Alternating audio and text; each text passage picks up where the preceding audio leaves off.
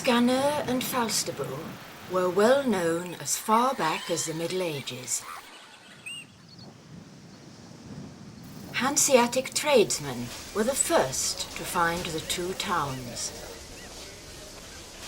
They travelled north from the cities on the North Sea coast, along Denmark, rounded the Danish north tip, and then travelled south between Denmark and Sweden.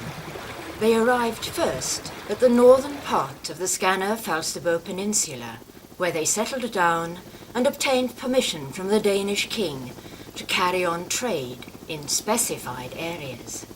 It was at about this time that the Danish bailiff had the first stronghold built north of the church in Skanör. Today, a grass-grown hill surrounded by parts of double moats is all that remains. The shallow waters and reefs along the peninsula were dangerous, so the Danish king, this part of Sweden was Danish at the time, authorized the Dominican monks to take wood from the royal forest for a log fire to be used for guidance for seafarers in 1222. This was the first beacon in Scandinavia. During the 17th century, a new beacon of the swinging type was erected on the same spot. The new beacon used coal from coal mines further up the country.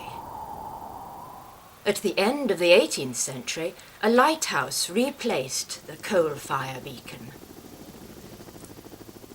After several modernizations, it served with increasing brightness until it was removed from the lighthouse list in 1990. Vellinge municipality took over the lighthouse in 1993, and since then, Falsterbo Lighthouse is lit by a 40-watt tourist light bulb. A castle was also built in Falsterbo at the beginning of the 14th century. What the original castle looked like, we don't know, but excavations made during the 1930s have given us a reasonably good idea about the castle that followed. Falsterbo Church was also built at about the same time. The two small towns were only small spots on the map. Spots that expanded, however, during a couple of months each autumn, when thousands of fishermen and tradesmen moved in. From the Middle Ages, we move quickly to the 18th century. Skanör and Falsterbo received their first mayor in the middle of that century, Leonard de la Rose, who had a judicial background. He made the towns more efficient after years of idleness. Skanör Town Hall was built in spite of opposition, and streets and marketplaces were paved. A flood in 1872 left a large part of Skanör underwater. And in 1874, lightning caused a fire which erased 4 blocks of houses south of the town hall.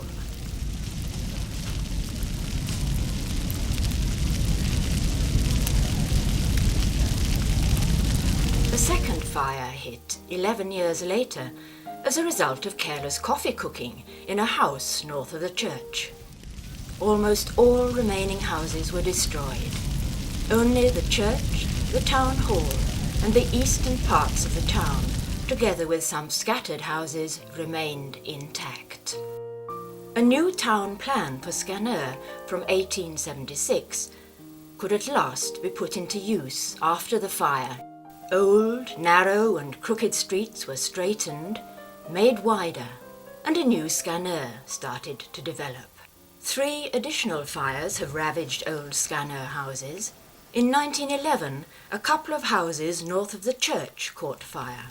In 1921, a large old building west of the town hall was burnt down.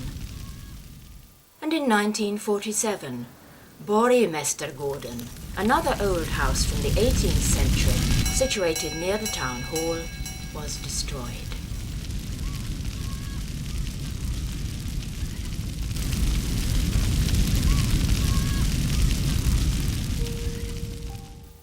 Falsterbo also got a new town plan in 1876.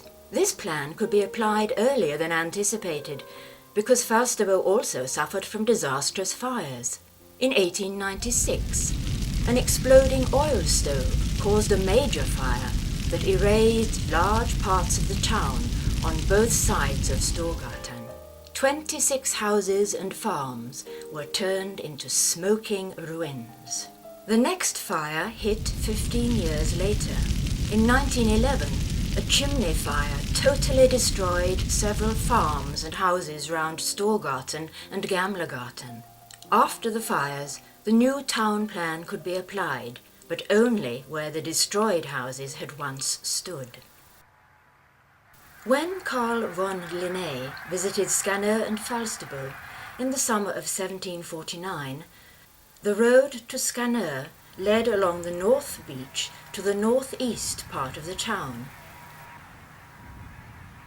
and the other road took a southerly direction to Falsterbo.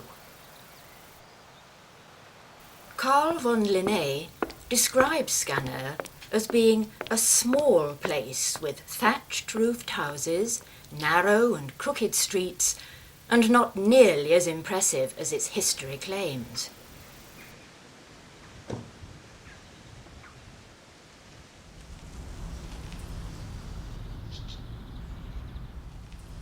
Even less impressive is Falsterbo, according to Linné, with shifting sand covering all streets and open places. At the end of the 18th century, it was decided to build a new road, but agreement could not be reached as to which direction it should take, until a farmer, whose sow had recently had piglets, suggested he should take the sow to where the old road divided. This was done, and the sow at once took the shortest way home to her piglets. The new gravel road followed this route, and remained until the present road was constructed and opened in 1933 by the local governor leading a cortege of cars. The Vellinge-Skanør-Falsterbo Railway was established at the beginning of the 20th century, and in 1904 the railway connecting Malmö and Skanör-Falsterbo was opened. Swedish Railways took over the railway soon after 1940 and controlled the traffic until 1971, when it was decided that the railway should be closed down due to too few passengers. Meanwhile, the number of permanent residents in Höllviken as well as in Skanör-Falsterbo had increased, and now better road connections were built. The population has increased from 1,500 in 1965 to about 7,000 in 2004. Today, the limited access to land with building permission makes only an insignificant population increase possible. Visitors stay at hotels in the area or at houses which are hired out during the summer. Those with caravans can choose to stay at Jungen's camping site in Falsterbo, which has sites for 380 caravans, as well as 16 well-equipped cottages. After Carl von Linné's visit to Skanör-Falsterbo in 1749 at midsummer, he described how young people who had come together in an open place raised a flower-decked midsummer pole and then danced around it the whole night long. Today, Midsummer Eve is celebrated on the Friday closest to June the 24th, with traditional dances round the midsummer pole in the park.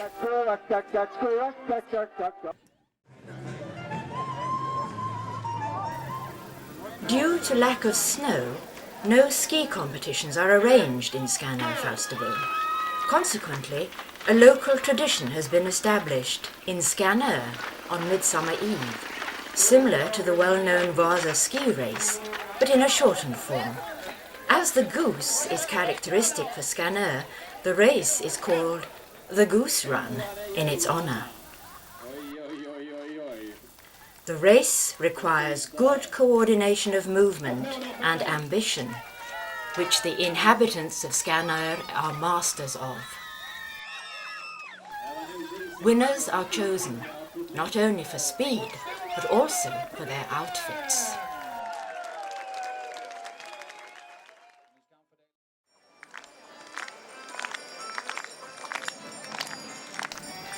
On the following day, Midsummer Day, a copy of the Midsummer Pole that Carl von Linné described is raised.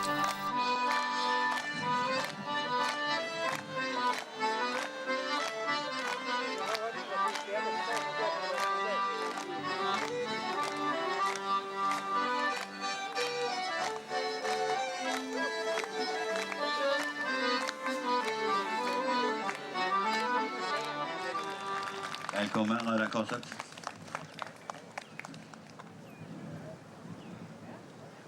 Det kommer nog att bli lite problem där borta, för kan ni fästa den bringa? Unfortunately, there is a shortage of farm hands and maids these days, so some mechanical engineering assistance is required. Otherwise, the main difference from the old days seems to be that the dancing goes on for only a few hours, after which everybody returns home to enjoy the traditional midsummer dinner of various kinds of herring, new potatoes and strawberries. There is an old mill in Skanör, age unknown, though minutes from 1505 do mention a mill marking a boundary area. A test of the timber determines the mill to be about the oldest in this part of the country. When the mill was taken out of service around 1920, a gradual decay started, but the mill is now restored, and it is here one can see a local group of folk dancers on the Sunday after Midsummer, joined by an enthusiastic public.